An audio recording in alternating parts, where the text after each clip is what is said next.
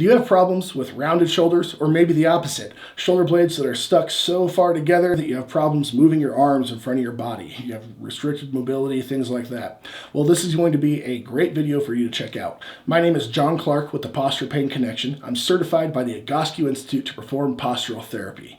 Now, these exercises are standing unilateral chest opener and bilateral standing chest openers. Now, this is a bonus. You get 2 exercises today. And I'm doing that because these exercises should usually be paired together, except for in specific cases. We're not going to get into that. If you do one, do the other. Do the unilateral first, then the bilateral.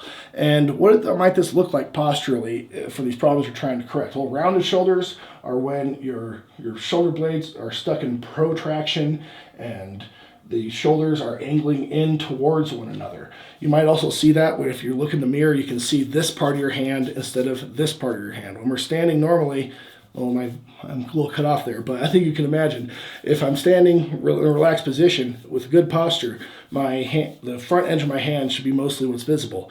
If you've got really rounded shoulders, you might even see the back of your hand. When I first started postural therapy, that's how I was. Like, my shoulders were rolled so far in because I was always pushing my wheelchair at that time that you could see the back edge of my hand. Like, it was crazy.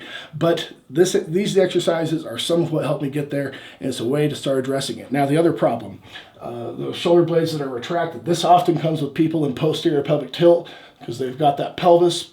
I'm going to step back a little bit, see if maybe I can get in frame. You got that pelvis that's tilted forward, and the whole upper body is pulling back, trying to keep the upper body upright. And you might have problems reaching out in front of you. You might get shoulder restriction here. Now, I've also got another video on shoulder mobility restrictions that I'll put in the cards, the description down below. That's a whole routine you can check out. These exercises are from a different routine, talking about elbow pain. They're all going to be addressing some similar issues and the postural problems that cause those. So let's get into how to do standing unilateral chest openers, and then at the end, bilateral standing chest openers. Okay, so we're starting with standing unilateral chest openers.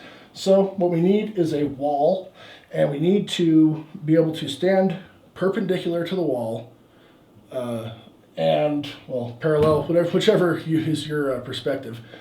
To me, my body is perpendicular, but my face is parallel. And we are going to put our hand against the wall so that our elbow is at a natural position. If you have hyperextended elbows, I can't really mimic that because I don't.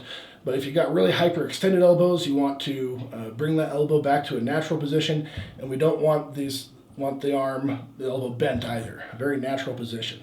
Now, let's get to the lower body. I'm not going to move the camera here because it's just me in this room, but just know that my feet are hip width apart and my big toes are angled in like 5 to 10 degrees, just a little bit, to make sure that middle line of the foot is pointing straight ahead. Now, once we're in this position, we are going to spread our fingers apart as much as we can. Place it against the wall.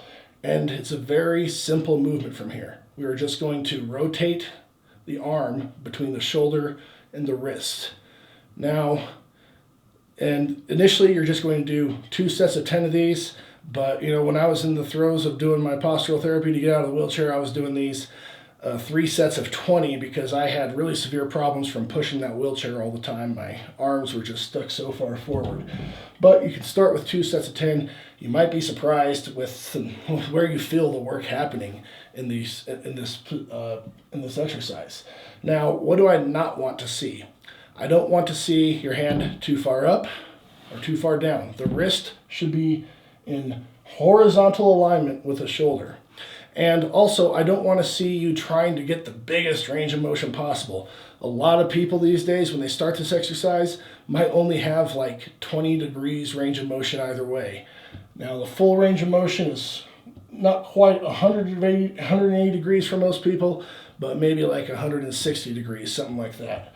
Now, I also don't want to see, when you get to this point, I don't want to see you lifting that shoulder. This would be a good exercise to film yourself doing, or do it in front of a mirror. So I really don't want to see that shoulder lifting when you're trying to rotate forward. I don't want to see that shoulder drooping when you're trying to rotate backwards. It should be all in the arm that's rotating. Do you see the difference there? I think it's pretty evident on the camera. Not this, just this. That's what I figured. Oh, that's what you figured, Siri. Yeah, okay, thank you. Now, We are just doing doing this motion right here, and of course we always repeat on the other side. So I would turn around, get my feet hip width apart, big toes angled in a few degrees, make sure I'm proper distance away from the wall, spread those hands apart, and do the same thing here. This will be good to see what it might look like from behind if you're going too far. If you're going too far, you're going to see the shoulder blade or the shoulder roll up. That brings the scapula into rotation and abduction. We don't want to see that. And we don't want to see the whole trunk twisting, trying to rotate back as far as you can. You're just creating compensations if you're doing that. Keep the range of motion to wherever you can, where the shoulder is not doing the work, where the shoulder is not moving to do that work. And that's it for the standing unilateral. As I promised, we're going to do the bilateral too. Let's get into that right now. We'll get back to the content in just a beat. I want to take a few moments to let you know about the other offerings of the Posture Pain Connection. Now, if you're having problems with this exercise or routine or anything else posture related, you can always email me at info@theposturepainconnection.com and schedule your free video chat postural consultation to help jumpstart your postural therapy process. That's not all. I've also got a Facebook group. It's brand new, called Posture Monsters. There's a link in the description down below, or you can just search Posture Monsters on Facebook and request to join. It's a great place to ask anything posture related and build a community about helping to get more people's chronic pain under control. You know, this process, the Egoscue method, is so powerful that it got me from being in a wheelchair to being able to do things athletics like playing golf, disc golf. I can hike in the mountains.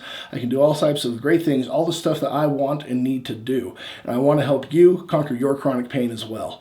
So if you're interested, be sure to check out that email or that Facebook group. Okay, we're back and we're talking about the bilateral standing chest openers. This is going to be a very, very similar motion. The biggest difference here is that now I'm facing the wall. I want to make sure that I've got those fingers spread apart again. Before I start, I want to look down at my feet, make sure my ankles are hip width apart, make sure my big toes are angled in just a few degrees, 5 or 10 degrees, and we want to get the proper distance away from the wall here. Now the proper distance, just like in the unilateral, is where the elbows are in a natural position. We don't want them overextended, we don't want them bent. And from here, we also want to make sure that our wrists are at the same vertical height in horizontal alignment with the shoulder, and we want to make sure that the hands are, or the wrists are shoulder width apart. I don't want to see them real wide. I don't want to see them so narrow where the thumbs are coming close together. They should be right at shoulder width apart. Now, as the name implies, this is a bilateral movement. We're going to rotate both shoulders at the same time, and we're going to try to rotate them at the same speed and to the same degree, meaning that if I have way more mobility in one arm than the other, work to the side of lower mobility. That's making sure that we are working both arms evenly. If you're consistent with this and consistent with your postural therapy routines, that range of motion will become more bilaterally equal over time. It's not going to happen right away. You got to be consistent. You got to put in the work, but it will help over time. So and just like before, when we rotate in, we're not lifting those shoulders. When we rotate out, I don't want to see you see what happens when I try to rotate out too far? Look, my hips bail forward, right? That's because now my back is having to do the work. I want this work happening in the arms. So it's just right here. That's it. Very simple exercise, right? Just keep those hands spread. Make sure you've got the wrist in the proper position. Make sure you've got the elbows in the straight position. Make sure your feet are in the right place. And that's it for unilateral and bilateral standing chest openers.